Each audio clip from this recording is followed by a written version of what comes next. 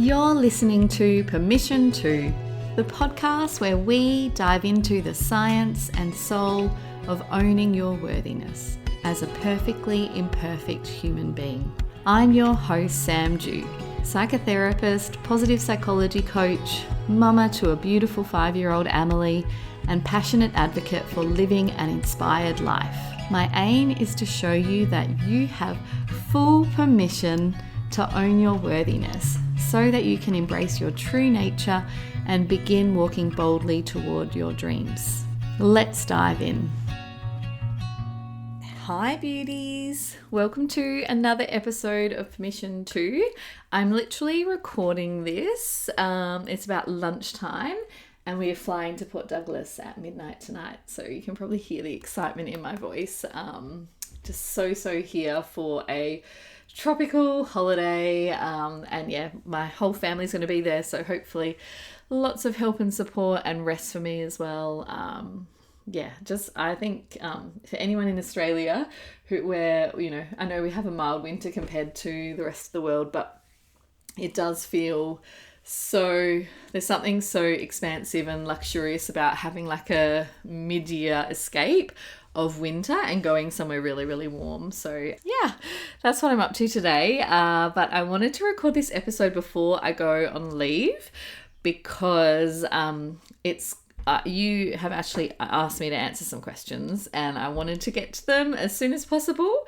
And I just feel like this is a really big and juicy episode. It might not be as short as some of the other ones, so you might need to, spread it out over a couple of car rides. But yeah, let's get into this. So this episode is permission to follow your dreams and expand your life with a baby. And I've called it part 1, but it's really, so this episode is going to be my version of that, what I feel like following my dreams and expanding my life with a baby has looked like this year.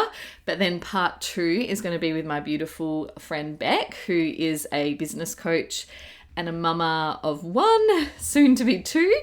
And she really, in this next episode next week, is going to share her journey of expanding her life and her business with a baby. And I wanted to share her because I feel like her journey was a big inspiration to my journey second time round. So yeah, so this is part 1, all about not giving up on your dreams and not feeling like you can't expand your life and your business when you have a baby, because I feel like there's there's so many stories around that I want to kind of help to break down and dismantle. So yeah, we're going to be looking at the lessons that I've learned in the first 6 months of running my business with baby Frankie. Well, actually she's 7.5 months now.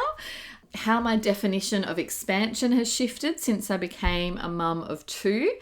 And how I structure my time and life, which is actually where the question section of this episode is going to come in, because there's quite a few questions from mamas or mamas to be.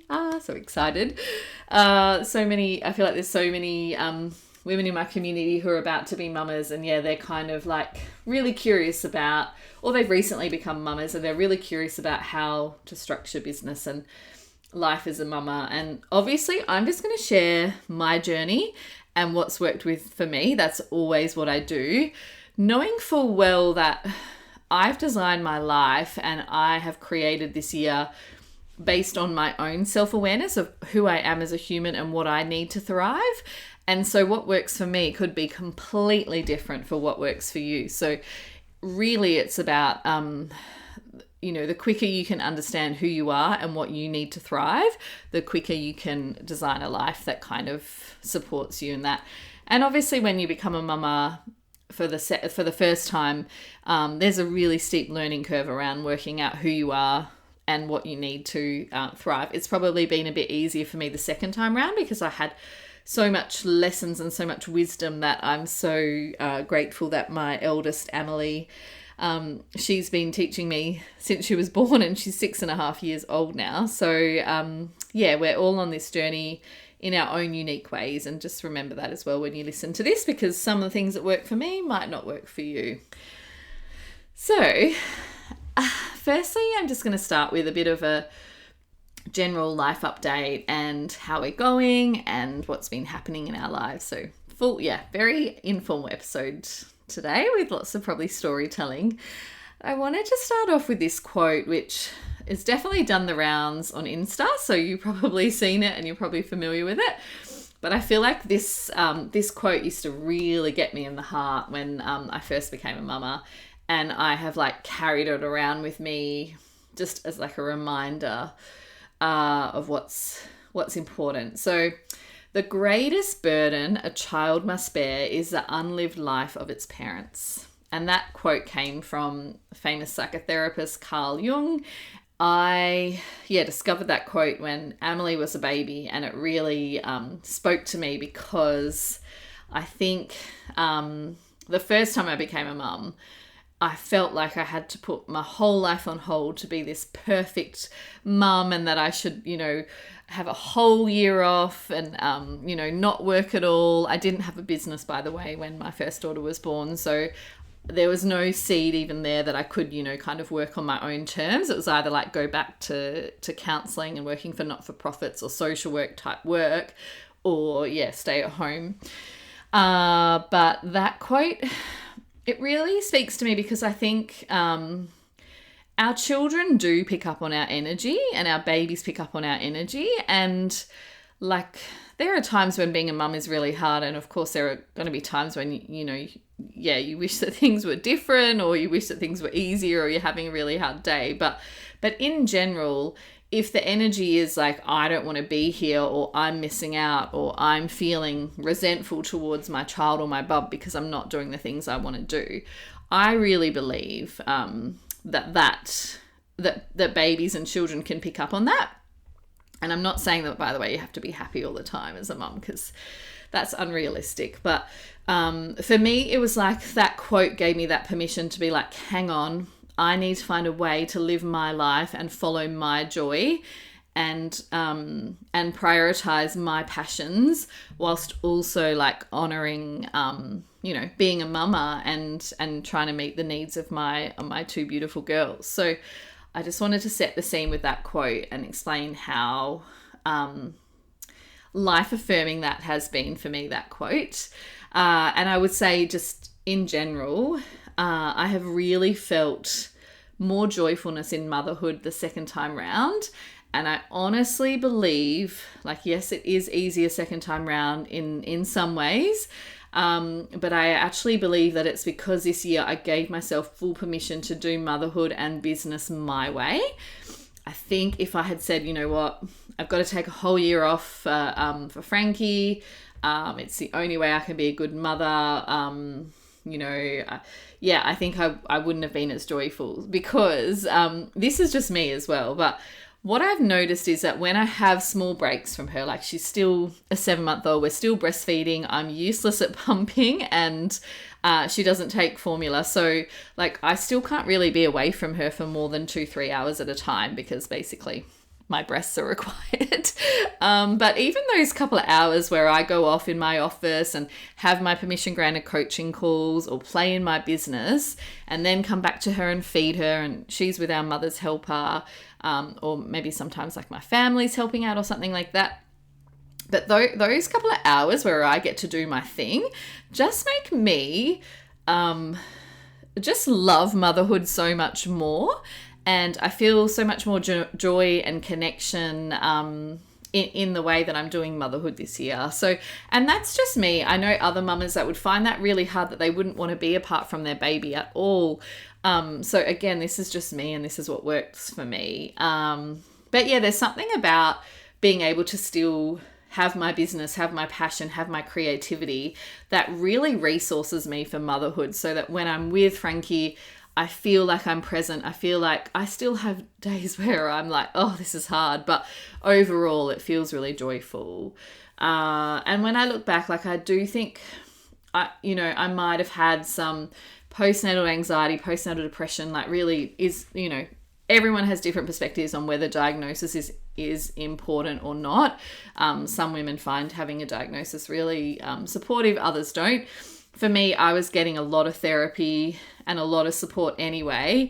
It's just we didn't really focus on diagnosis. But when I look at it, I just think that I was someone who just like kept pushing through and surviving. I felt like I was like drowning a little bit the first time in motherhood, and, you know, kind of felt like I kept getting dumped by these waves and then coming up for air and then getting dumped again. And it just was really hard. And I didn't feel happy in myself. I didn't feel fulfilled. And I don't know. I think when I look back at Amelie's babyhood, like, there was so much joy. She was so loved. But it was so stretchy. And also, I think because I didn't feel like I had enough support the first time round, I didn't really know how much support I was going to need until I had my first daughter. But I just would go out, like, when I look at my life and how different it was, I just found it really hard to be on my own all day with Amelie. And I don't really think it's natural, to be honest, in some ways, or I think for many women, it's not natural. We weren't designed to look after babies on our own. That's why there's that whole village thing. And when I'd have a whole day on my own with Amelie, it felt really hard. And I would go out, like, we would go out to, like, I'd take her to, like, an activity in the morning, and then I'd, like, go and see a friend, and I'll go to the park, or, like, have a play date in the afternoon. Like, we just used to go out all the time.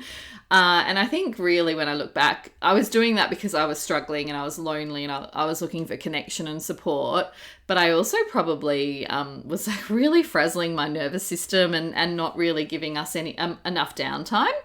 And that was the way I coped. That was the way we survived. And my daughter is, like, such a beautiful social soul, social butterfly. So I think, you know, in some ways it was what we needed to do the first time round. But what I have noticed is that because I have so much more support and I have people coming into my home to support me and Frankie, I don't feel the need to run away as much now. I don't feel the need to go out as much. So our days are, a bit quieter, a bit slower. Now that Frankie's getting a little bit older, we're doing, like, a little bit more activity with her. But yeah, I guess I just notice how I'm so much happier as a mum when I have someone else around, whether it's, like, our mother's helper or nanny, or whether it's my mum or a friend. Like, I just feel like having that second set of hands, an adult to chat to, just feels more natural to me. And I know some mums, like, just love being at home and on their own, but I find I need that support. And so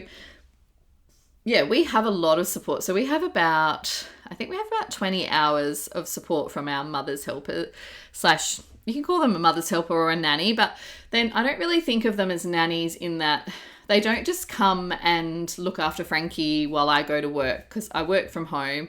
I'm actually not working that much this year.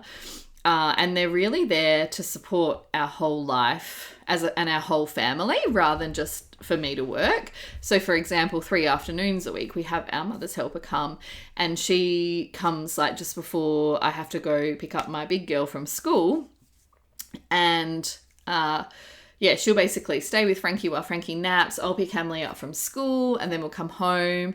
And she'll often help with, like, cooking dinner, so that when Nick gets home from work, like, dinner's already cooked, because cooking dinner is, like, definitely not something that I'm particularly, like, I've never been into cooking, and motherhood hasn't really changed that. So I would say, like, we have a lot of support, and not all of it's actually around me needing work, or needing to work, or my business. It's just about us as a family, because anyone with a second child will tell you, like, if you have to wake your baby up, Frankie's nap at the moment is, like, it's around 1:30 till 3:30. And so it's actually even almost moving back to, like, 2:00 now that she's ready for that nap. So, like, if I had to wake her up at 2:30 to go pick my daughter up from school, it wouldn't be ideal. Like, obviously sometimes I have to do it, but we've really tried to create support in our family so that I can do the things that are important to me. And picking up my big girl, Amelie, from school 3 times a week is really, really important to me. Like that one-on-one time is still really important to us. And also just, having a second set of hands to help with dinner, or to help tidy up a little bit, or to play with Frankie while I read Emily a story or something like that. That's really nice. So I'm, like, very, very grateful for the amount of support that we have this year. And I can tell you that my mental health and my well-being is just in a completely different place than what I ever thought it would be with a baby. So yeah, that's kind of an update on how we have been going in general. And I just wanted to say as well, like, I think on a deeper level, it's really important to know that, yeah, there's all this messaging around like motherhood changes us, and it absolutely does. But I also want to normalize that motherhood hasn't changed every part of me. And I'm really starting to realize like some parts of me that were forgotten for a while, but they're still there. And those needs and those desires and those longings are still there. And I've really been working on honoring that, you know, as much as I can. So I still desire long spaces of time on my own. That's still how I work best creatively, which is obviously tricky with a bub. I still have a desire for travel and adventure. And I'm still incredibly ambitious for my business and my life. And so, yeah, not feeling like I had to put my whole life and my whole business on hold when I had a baby has been incredibly I think healing for me and empowering. I will say though that I'm working really differently this year because I have been enjoying Frankie so much, and I've just realized like I'm not willing to sacrifice Frankie's babyhood or my well-being to keep up with my past version of success. So I wanted to talk a little bit about how I've redefined expansion this year. Because I am, you know, getting close to opening the doors to worthy to expand again. And, you know, last year when I thought about expansion and when I spoke of expansion, it was really about following your dreams and creating more and doing more, listening to your heart. And expansion still really is about that. But I've also started to like realize that expansion can also be like giving yourself permission to do less. Permission to be content, permission to be grateful, and like, yeah, to keep expanding into your own definition of success. And that's been really interesting this year. I would say like this year I set myself a goal, like I was like, okay, I'm going to have 1 year off from my counseling practice. So another big thing that's different this year is I'm not really seeing one-on-one psychotherapy clients. I really felt like energetically I needed a break from that while Frankie was a bub. And I was like, okay, I'm going to go all in on my online business and my coaching business and really grow that and see where, and then revise next year where I'm up to. But actually what I've realized was, you know, Frankie's our last bub, and I've got this real thing about honoring her babyhood and really enjoying it and savoring it at the same time as keeping my business going. And so my version of expansion has really, really changed because it's actually been about expanding my capacity as a mum, expanding my capacity for rest, expanding my capacity to receive. Like, gosh, I have so much more support as a mum this year than I ever have before. And that doesn't necessarily mean that I have been really, really focused on expanding my business. So I actually did have a 50K launch. If anyone's interested in, you know, how I launched my business with a newborn, like there is an episode earlier on about that. But I will say, like, I had a 50K launch at the beginning of this year, and that was incredibly expansive because it was the biggest launch I'd ever had. In so many ways, it was the easiest launch I've ever had. And so, of course, that has expanded my my mindset and my self-belief about what is possible for me, because I'm like, I can do that as many times as I want to now. Like, there's just that expansion and that trust there. But also with that has come this sense of, okay, I don't want to sacrifice. I don't want to push. You know, there's certain things I feel like it's really important for me to protect my energy and my nervous system.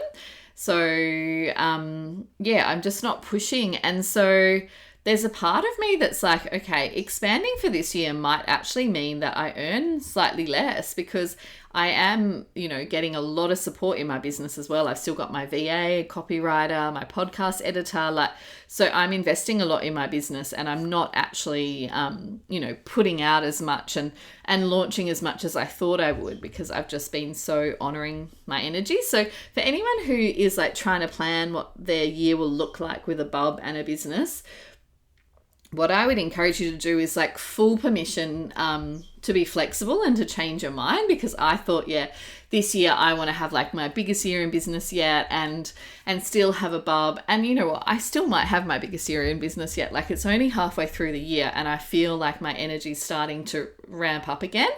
But I almost had to let like my ego and like my grasp on this old version of my business and success, I had to let that die. I had to let that go to then be able to see what was going to happen next in my business. So I don't know, I've had a couple of years of like 6-figure businesses in a row. Like last year was actually paying myself 6 figures. I don't know if I'm going to get there this year. And there was a part of me, like my ego was like, oh, like you can't go backwards in your business. Like, what's that going to look like? But I've just been not willing to compromise. Like I don't have the energy. I don't have the capacity to see as many one-on-one clients. My energy doesn't want to go there right now.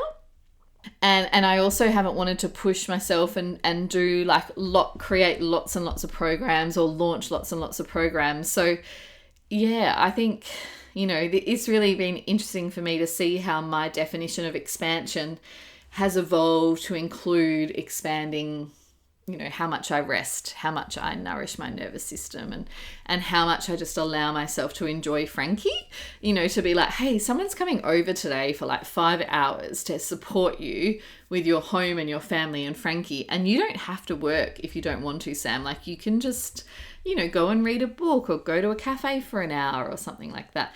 And I do want to acknowledge, like, obviously there's a lot of privilege that comes with this, in that not every mama can afford to decide that they don't have to earn as much business a year that they have a baby. So there is privilege there, but I think that's also a nuanced conversation, because there's also intention there. Like, I've been willing to make other sacrifices and to just not prioritize that as much this year. So I think that's a little bit of how expansion has changed for me. And keeping in mind, I'm a mum of 2 and I've got a 6-year-old and I've got a 7-month-old. In some ways that's so beautiful, because I get so much one-on-one time with Frankie while Emily's at school. But it's also really interesting from a mental load point of view, because they have such different needs.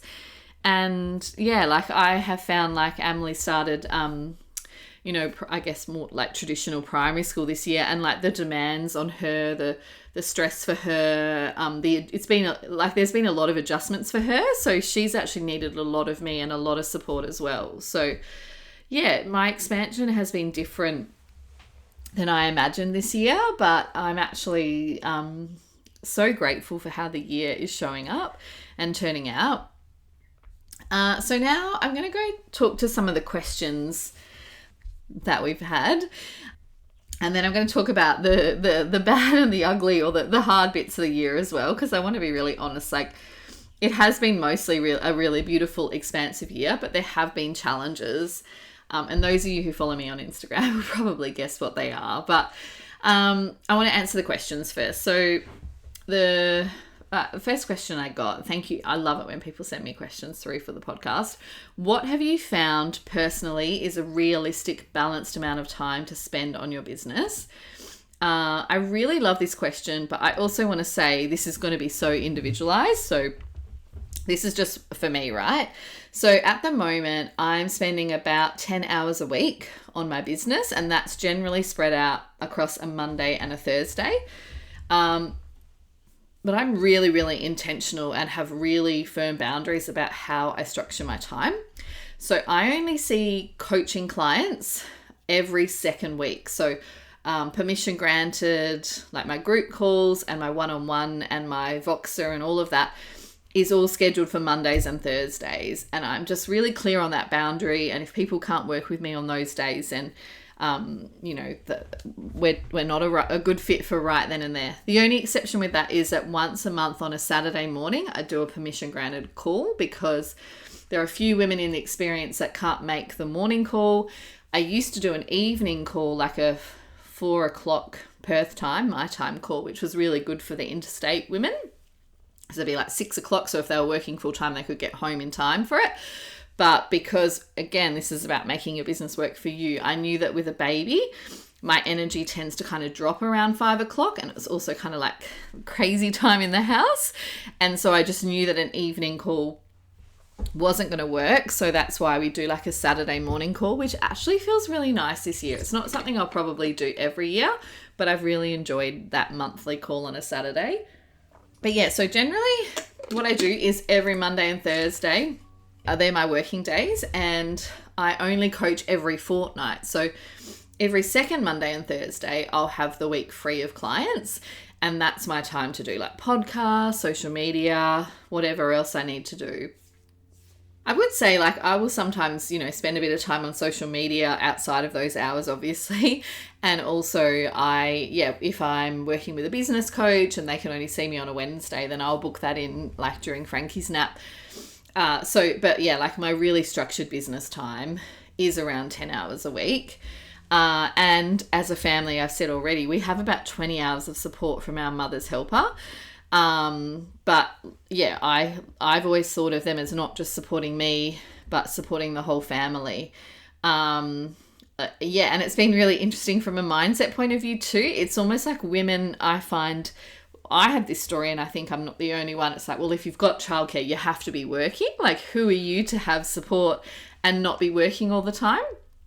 But I found it's really, really important now for me as a mum of two to actually have some time where I'm not working on my business, and I'm not, I'm also not like always mothering, like that I actually have some time just for me. And so the other question was, how do I schedule in my work hours, and do I have set time and days and care prearranged? So I think I've already answered that, but I did want to talk to this a little bit. Again, as a mum, I feel like it's really important for me to protect my energy and my nervous system, because I feel like both my girls are so sensitive to each other and to me. And so I generally don't try to get work done while Frankie naps or while I'm having time with her. I like to call it, I did this with Emily too when I did start my business with her when she was around 1. I'd say like, I'm having a Frankie and mummy day. I was almost like telling myself that in the morning, was like really setting that intention that like this is our special time. So those 3 days when I don't really do any work on my business, I will be intentionally like, I'm having a Frankie and mummy day. And like, perhaps if like some really creative idea strikes me and Frankie's having a good nap at home, then I might, do a little bit of work. But I never like schedule essential work during nap time or for days when I'm home with Frankie or with Emily, because I find that puts a lot of pressure on whether Frankie actually sleeps or not, and a lot of pressure on me, and it kind of breaks up my energy. So yeah, that's just how I work. I like to have long stretches of time doing the same thing rather than having like an hour here or an hour there. Obviously, while Frankie's so little, I still am having to learn how to work in little spouts of time. But as she gets older, like I know that we'll do more of those like day blockings. So, I think like next year, my dream week is like, Monday and Friday are like mummy and Frankie days, and we don't do any, I don't do any business work. And then Tuesday, Wednesday, Thursday, I'll have like some childcare or some support with Frankie. And I'll do some work in my business on those days. Always making sure that I have like those client-free weeks. So that's worked really, really well.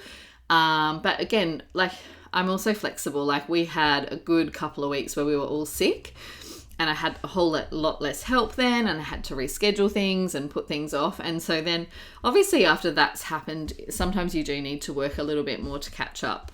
So I think that's answering those questions. And then I just wanted to be really honest about, like, obviously I feel like we've mostly had a really beautiful year, but there have been some really tough times.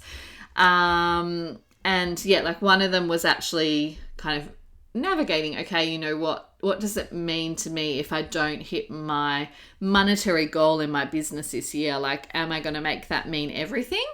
Or could that just be a small part of my business this year? Because honestly, like, it feels like such a privilege, and anyone in Permission Granted who's listening to this, you know, like, I just get so much energy and so much joy and so much meaning from holding that space in Permission Granted, because it's a 10-month experience, you know. It's just this really beautiful experience where we get to know each other really well. And so I feel like that's the kind of work that I would do whether I made money or not. But obviously I'm in a business, I'm here to make money. But what I've done is gone this year, it's really about maintenance, and it's really about, you know, maybe I'll make that extra money, maybe I won't. But like, I'm so happy, I'm so healthy, I'm so content, I'm getting so much meaning from my business that's my version of success. But yeah, I did have to go through like a bit of an ego death, I think, or just make peace with it a little bit, to, you know, instead of thinking, oh yeah, no, I need to be outputting as much as I did last year in my business.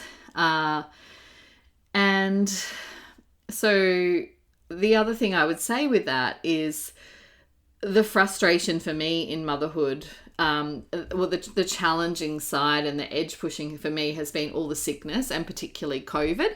I feel like being in Western Australia, where we've had our borders closed for a good couple of years, it just seems like everyone's immune systems are not so good. And so my big girl, who's 6, she's always had the most amazing immune system and barely been sick at school the first couple of years. But this year we've had a lot of sickness. And then, yeah, we all had COVID, and that was a pretty dark couple of days because, yeah, like, you can't receive support when you have COVID because no one can come and help you.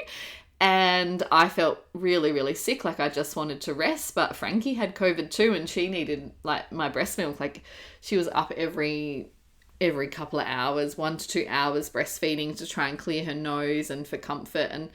And so that wasn't a nice experience, obviously. And I have felt like we've had a lot of sickness this winter. And it almost, I remember saying to my coach, like, I feel frustrated because I get these creative downloads, I get this creative energy, and then poof, everyone's sick. And even if I'm not sick, if my girls are sick, you know, like, I'm really the only one that can look after them in that instance. So I have definitely noticed, as someone who, yeah, likes bigger spaces of time for my creative energy, that there has been some frustration around that.